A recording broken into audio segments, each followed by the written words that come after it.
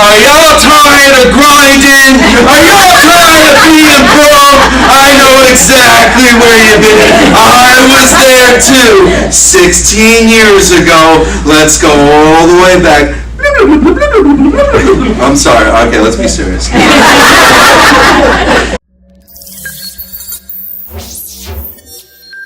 Just wanted to show you I have a personality too. We don't want that. Yeah, thank you. I hate that dude. Yeah, please no. The last thing I want to do is compete. I'm better than that. I like that. Okay.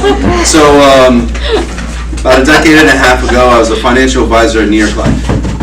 You know exactly what you guys went through. I paid 5 cents for data leads for mortgage protection. Made 224 dials, and guess how many appointments I got? 0. Yeah, right? The questions I ask are very easy. The very next day, so that was Monday. Tuesday, I come in, I do 272 dials. How many appointments did I make? I promise they were easy, right? It came right through. Yeah, 0, right? So over 500 dials. And the manager says to me, I'll give you more background on our school, but we have the most successful agents that came from there. Ben Feldman came from there and wrote 100 million in 1 year. So there's a lot of success in the building I was working at. He came in, he was like, man, I really respect your hunger and your energy. You just made 500 dials and you need to get an appointment though. Maybe you're not doing something right. And I'm 21 years old, I'm just happy to have a job. Okay, so all right, well then tell me what else to do. I'll go do it. Because I don't know what I'm going to do with my life. Things aren't going very well. Graduated college, and because I don't have any experience in anything, I'm not going to do anything with my life besides manage at Walmart. Or, I didn't pay, hundreds of thousands of dollars so that I could be in debt so I could do that. I didn't have to go to college to have that job. So the fastest way through management is sales. Long story short, and while we're having a beer, I can tell you the process on how I got here maybe one day. And I really don't drink often, so if we're having a beer, that says a whole bunch. So, after that, we went to doing something called open season canvassing, which is pretty much you go 4 to 6 people, car, van, load them up, go out to a very high populated area, and you just start talking to people. Door to door? Nope, right on the street. Okay. Right in New York City. So there's a lot of foot traffic. Problem is, it's not very nice, all of them, to say the least. They're not very open to conversation. They're actually got places to go, they got things to do, absolutely, right?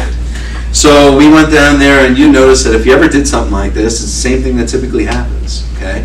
4 to 6 people are going to talk to people. You're going to find 2 of them, as soon as they speak to someone, they're going, I'm not doing that again. That didn't feel right. And then there's maybe another 2 to 4 people that are talking to people. At the end, you're left with maybe 1, maybe 2 people, and those other 4 people are cheering them on. Talk to that person, because they don't want to do it, right? Eventually, my game evolved. So what I did is I would make pretend I had laces, I had loafers, right? And so what I do is when I felt a lot of people walking behind me, I would make pretend I tied my laces and spread my arms out. So as I do that and I spread my arms out, I'd let everyone bump into me. And so most of them wouldn't say sorry. Some would just kind of walk right through. But if I did that to maybe 4 or 5 people, maybe one will say sorry. So if someone says, sorry, you don't have to be sorry. My name's actually, you did very good. Oh, you don't have to be sorry. My name is Adam Schwartz. I'm actually new in the area of New York Life. And of all these things on the card, which would you say would be more important for you and your family? Okay. And so that's what I did. This is like 13 years ago. I still remember it. You know what I'm saying? That's how many times I did it, right? My game evolved to a new level where I was holding the door for people at the mall. I opened the door. They'd say, thank you, you don't have to thank me. My name's Adam Schwartz. I'm new in the area, helping people. We're just doing a little survey here. What's more important for you and your family? They look over the card, fill it out. That's how I did my leads. My game evolved to another level. I started sneaking into hospitals. I made pretend I worked there. And oh gosh, is this being recorded? We'll have to edit some No, I'm not recording. It's just Zoom. Oh, okay. Well, that's being, we have control of that camera, so some of this stuff's a little embarrassing. So I would sneak into the hospital, and I would talk to people about working 12-hour shifts, back-to-back days, as a nurse or a doctor or whatever I decided to be that day. And then I'd say, well, on the side, I actually help people just like us with our benefits. And so I was just breaking the cafeterias, and because I kind of knew a little bit of the lingo, worked for a little bit. But unfortunately, the police, they have a job too. And I was escorted out many times. And one of the times I was being escorted out, this time a little more forcefully because my face started becoming recognizable. So as he was holding my hand and my wrist and escorting me out, I said, "Can I just say something to you?" Listen, I'm not going to stop this. I don't want anything bad to happen, but can I just say something? The only reason why I'm here, is because I'm making money, right? And he goes, yeah, I know, but we just can't have this here. I said, no. But if I'm making money, that means I'm helping people. You know that, right? Listen, I understand, but you're trespassing no matter what. You have to speak to blah, blah, blah. And I'm not going to speak to that person because I'll never get in, right? So what I said to him was, all right, well, how about this? I know this is not the first time we've had this interaction. Why don't you let me do a seminar at your police station like I've been helping out the people in the hospital? So that this way I won't have to sneak into a hospital. We won't have to worry about this. And if I can help you or anyone who works there, it's a win-win, right? So he gives me the card of detective and he says, all right, smart guy here. Give this guy a call and we'll see what works out. I get myself in. I'm doing seminars for police stations all over New York City, doing all sorts of kind of deals. Believe it or not, especially in New York City, there are very rich people in the police department. So you get all sorts of kind of classes of how much we're making, I guess. I didn't stop doing the hospitals though. I was still sneaking in the hospitals. It was good money. It was really good money. Met Kanye West doing that. I got some really good heart surgeon appointments that probably still on the books till this day. Multi-million dollar deals. So it's just a grind, really. So I finally, all this work, I got destroyed. I can't do this anymore. Because what happened was one day, somebody put a piece of cardboard right on my desk, and it had someone, and it had the mortgage amount, and it had them requesting more information on life insurance to protect their mortgage. So someone's been doing all this grinding, just like you guys have been doing your grinding. I'm sitting there, my boss is looking at me, and I'm like, what is this? They're actually asking for life insurance. What? Right? So, where I was working at wasn't very elite-friendly place. It was an entry-level opportunity, so there's a lot to go into that, which we don't need to do. I then went to another opportunity. We won't say their name, just lawsuit purposes. Person likes to sue people, and I don't like lawsuits, so I was, we'll call it, no, I'm not even gonna, it's just a company. Okay, I was on a 60% contract there. I built my first multi-million dollar shop on a 60% comp. So when people complain about comp, I'm not very understanding of that. And I was paying $30 a lead while we were doing it. So when people say, oh, I need a higher comp because I'm not making money off the leads, you're just not trained right to work the leads properly. I mean, a 5% comp is not acceptable. What I'm just saying is everyone's so nickel and diamond. But the problem why we're trying to nickel and dime is we need more money, but if we're writing more premium, the money's right there. All what's really needed is a system where people can consistently have clients and not have to make something out of nothing every day. The mind frame of an agent changes a whole bunch.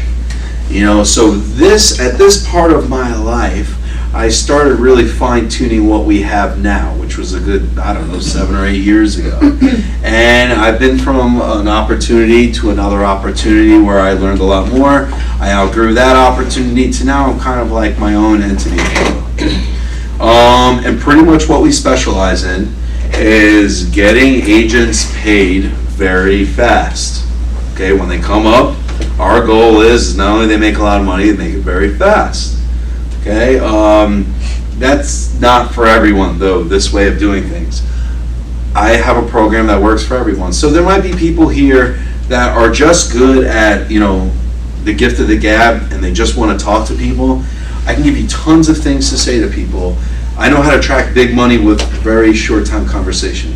because a lot of wealthy people just don't have that time. You say the right thing and you're in, or not, and that's it, it's dead, and you don't get a second chance, right?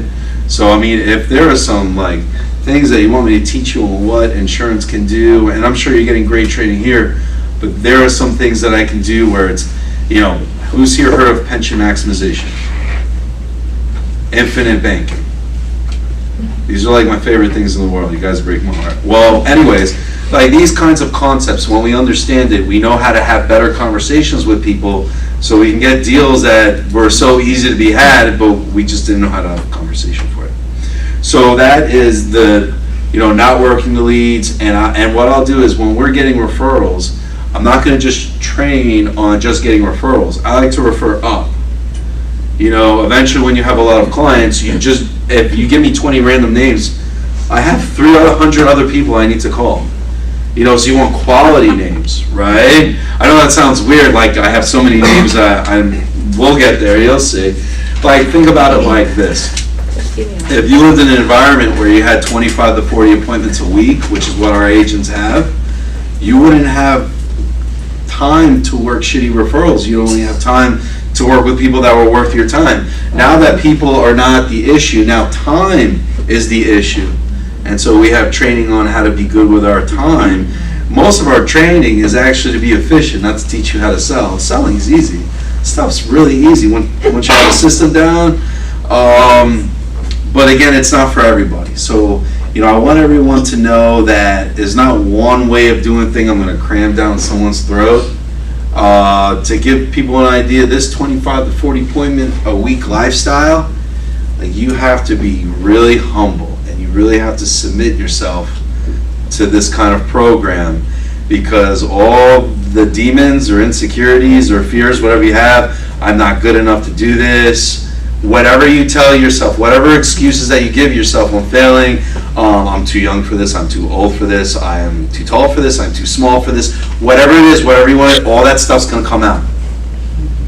Okay, and then how we handle it, if we're humble, we get past it, good. It's really the first 2 weeks to 2 months that are kind of painful. After that, you get it, you're having 5 to 15,000 a week, you're able to duplicate this, and that's how we're able to get these ridiculous numbers that seem almost fictitious. I like when people come to the office, because when I tell someone that a 19-year-old has a 1+ million base shop, they won't believe me, but when they meet her and she takes out her stuff, it's right there, But again, that's not for everyone.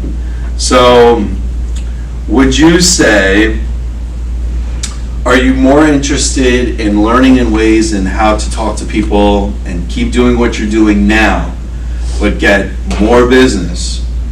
Or would you want to, again, humble yourself to learn a whole new process to guarantee yourself 25 to 40 appointments a week?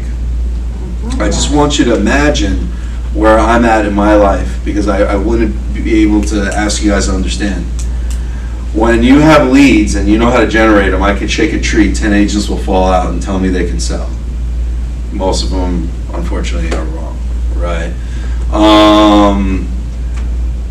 When you have an opportunity where agents come in and anyone could write 5 to 15,000 in premium, I'm really just not desperate for agents at all, to say the least. Anyone who is like half in it, all you're going to do is waste everyone's time. It's not going to be good for people. And for that, I'd rather just give you great sales concepts to talk to your clients, because there's a lot of value in that. In this class on Monday, after I taught something, it was the first time this ever happened in my career. I taught something out of a piece of macro asset perspective, which something I did for like 3 days a week, several hours a week, learning these concepts, and I just whipped out a little bit of it, and everyone said, you can't teach that and put that for people to see. And I was like, whoa, why not? Why? Because if that got into the wrong hands, or what I was showing is how to own your client, or their 401ks, or the 403bs, whatever life insurance you can do, it's not about the product. I show you how to own the client so that whatever you want to do with the client is pretty much at your will. So for someone who's not properly trained, they're going to put them in insurance programs that may not be good. They may do things with their 401k that may not benefit the client. After I showed everyone this, these were the experienced, the advanced agents, And they were blown away, but they also unanimously agreed that we can't put this on Insurance 401 or anything in public because it can ruin people's lives. So these are the concepts that I have that make selling insurance and having the conversation very simple, okay? So that's easy. But again, I will say this again, to be able to work this lead game, it takes a full-time commitment. It can't be part-time. It's, I don't want to say this word because it's a disgusting word, impossible. Don't try it. You'll wear yourself out. Everything is regimented in a specific way. You know, so Oliver came in here, I regimented not only his business but his agents to work 25 to 40, sometimes 50 appointments a week. They're on pace to only work really hard for a year or two and then build a shop and then they're out. If they did this pace for 5-10 years, they'd burn themselves out. So I really customize what's going on to what the agents are willing to do and what they can do. Does that make any sense? Yeah. Anyone who feels like they're like out of the two things, whether it be leads or whether it be sales concepts that we can talk to our clients, which one would be more interested? Who would like to? And I mean, man, I come in here for 2 or 3 hours, your brain's gonna be blown, and you'll have so many things that you wanna talk about with your clients. So who would be more interested in that than the leads? Raise your hand. The what? Who would be more interested in that than the 25 to 40 appointment lead program? Yes, I would, because I work full-time, I will not. I love and appreciate you saying that. And when people start coming here, 5,000 to 15,000 a week, and whenever you see it, and you're like, all right, I'm ready to make that jump, we're here for you. Oliver had an agent that I was not fully, I thought I was, but I guess it was a miscommunication. She didn't realize how much commitment it really took, how grueling this process can be in the beginning. She says, I can't do this, but I'm gonna come back. And most of the time they don't. But I always leave the door open. I say, you come back anytime you want. I really appreciate you saying that. Because of that, come by anytime you want. Because most people like the idea, they start it, and they waste everyone's time, and it's a mess. So, you know, she took 3 weeks, she came back, and now she's killing it. You know, so no worries.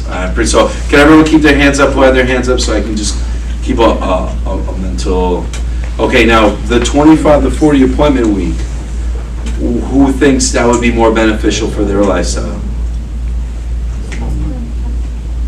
Guys, raise your hand. There's no bad answer. If you really don't feel that it's not for you, wonderful.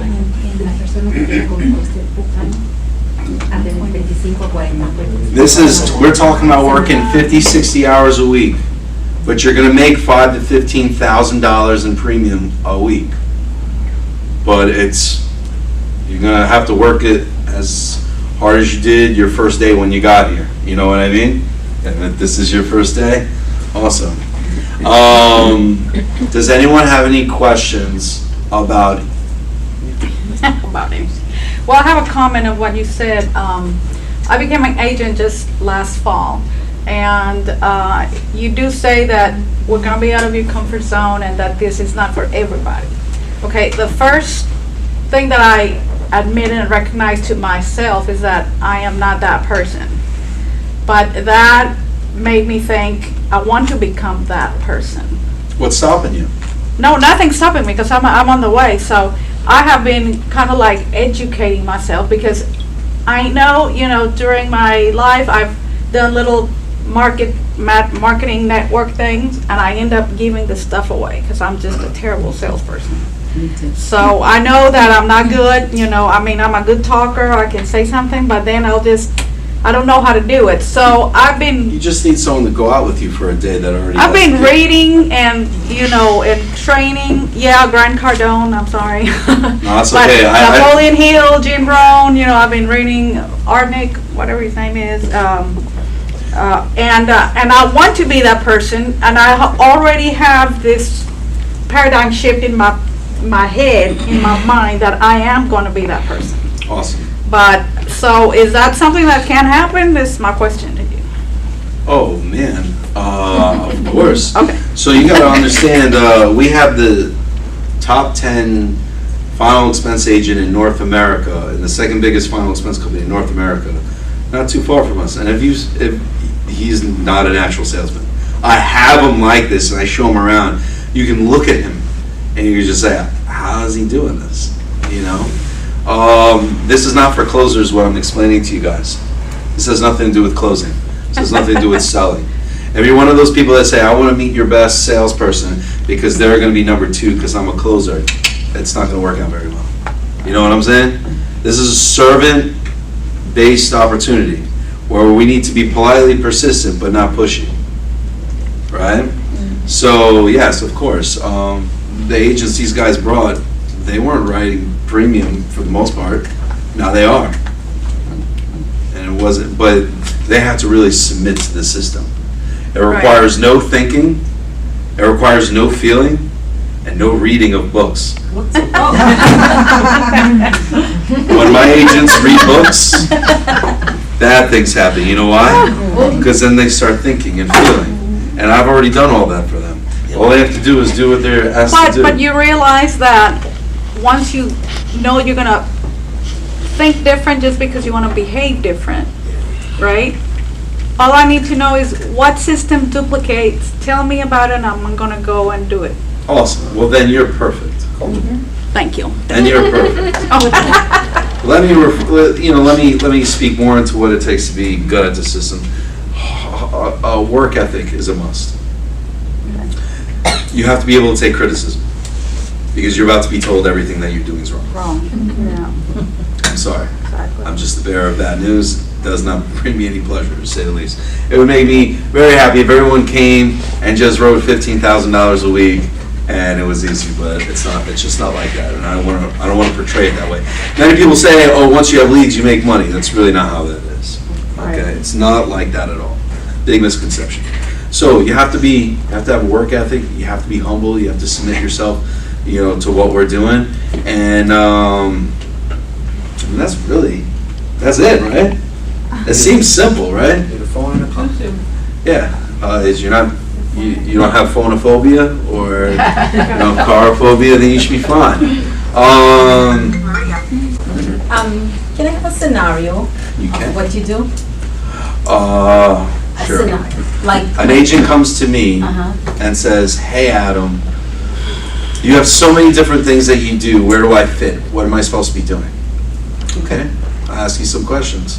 Well, how are you currently marketing yourself? Which is why I wanted to know what everyone's doing. Well, I want to fit a game plan based on what you're currently doing. I don't want to just shock and change your culture. If something is working, well, I just want to maximize it. So if someone's getting a steady flow of conversation, what I'm going to do is I will show them certain concepts that, once you show, it'll just immediately increase activity. Best way to help somebody, there are 3 ways to motivate somebody. One, I could just crack the whip, right? Eventually, you don't mind the whip, so it doesn't work forever. I can give you perks, but eventually, most of the time, you go on trips all around the world and you have enough Rolexes that it's not. Yeah, this is not good for me anymore. The third way to motivate someone, which is something that never fades, lasts forever. Every time I teach someone something new, they can't wait to share it with their clients. Sometimes with people in slumps, what I do is I show them, "Hey, do you ever know that you can do this with insurance?" I can't wait to show it to everyone. Boom, slump gone, just because they're enthusiastic. Attitude is everything. One of the things, if you're one of those negative people where, I'll give you a quick story. I won't say his name. He used to be a sniper for our military, and I appreciate his services. But unfortunately, anytime something bad happened, he'd just say, "I deserved it." So anytime he got an objection, he'd say, makes sense. So there's nothing I can do for someone. You gotta have tenacity. You gotta have pushback. You gotta politely persist. So again, what I do more is I sit down with, and I get a feel on what they're like, what their thresholds are, what their tolerances are for things. And I sit there and say either, all right, we're gonna scratch everything all over. We're gonna bring you into our 25 to 40 lead, 40 appointment system, because right now, you're not speaking to enough people. So this is what the system's for. If you're already speaking to people, then all I have to do is train you on how to have the right conversation. You might be all set with just that. Because for me to go through this whole process, and for you to go through this whole process, it might not be necessary. You might have $1 million clients, and you don't even know it. Because you may not have the right, you may not know the right questions or the right things to say to be able to attract that kind of business. You get what I'm saying? So you're really talking or training the agent to become like a super agent, the regular agent to become a super agent. Well, our best agent was, I'd say Tommy was our best agent. He wrote $4 million on his own pen in 1 year. That was an IUL business. I suppose I called him a super agent. All he did was just pretty much listen to what I was saying. He was a good dude, still around. Just a good dude.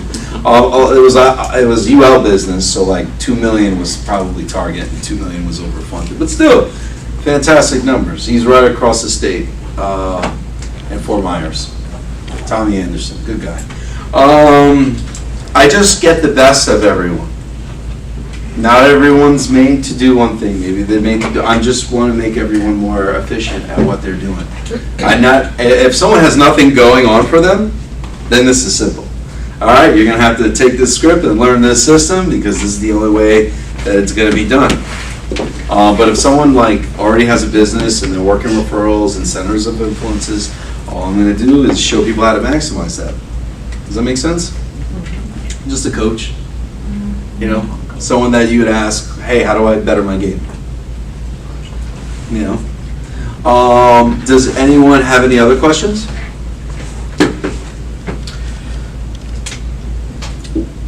What's the name of your company? I have a couple of companies I have. So I will be working from MLG. So there's no company change here. I'm just here as you help. I work for you guys. You guys tell me what to do. Cool, right? Feel the beans. Yeah. Would you like to see one of the sales concepts I'm talking about? I'll give you for free without even contracting. It's right on the house. This would be good for you. So, you mind if I erase this? No, go ahead. Very good. Did you raise it? Very funny, guys. Alright, is the bouncer of our company. So, and pretty much why we need a bouncer is we gotta keep people in line. Because if we let people do, okay, here's a little trivia. What's the most efficient animal on the whole planet? Efficient. So it uses the least energy to do the most. What animal? Whenever it's potential, it does the most with its potential. What animal? That's the bee. A bee, that's a good one. It's actually a condor. Okay? What's the most inefficient animal? With everything that it can do, what's the most inefficient animal on the planet? Sloth. The human being, correct. So, if someone says, oh, I have everything, I run my business and everything's perfect and I'm doing great, then you're saying you're not a human being. It's in human nature to be inefficient. Okay?